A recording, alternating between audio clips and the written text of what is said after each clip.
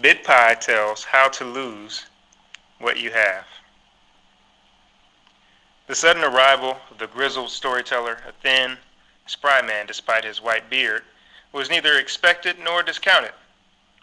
King Dubshellam's standing instructions to palace guards were, if someone calling himself BitPie arrives, grant him immediate access to the chamberlain.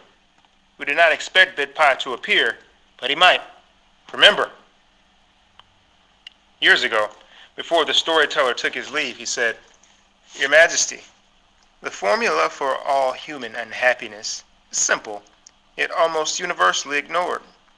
Expectation, non-delivery. If you expect me, or anyone else for that matter, or some delightful event or desired object to materialize, you will be miserably disappointed when nothing happens. So let us assume we shall never meet again.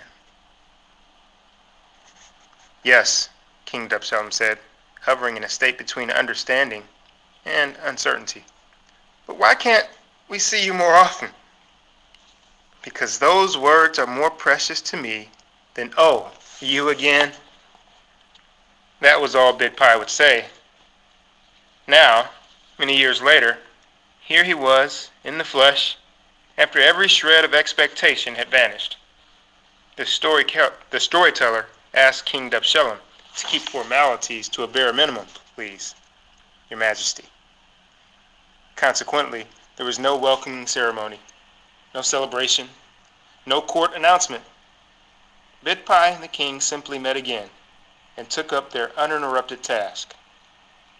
It was a calm resumption of storytelling that had occupied them years previously, and which the old man now claimed time had rendered ready for completion. Late on the second night of their reunion, after they had settled down with blankets and pillows under the stars, beside a campfire purposely lit at one end of the palace grounds, BitPie began telling King Dubshellam the fables relating to the ancient theme, how to lose what you have, otherwise known as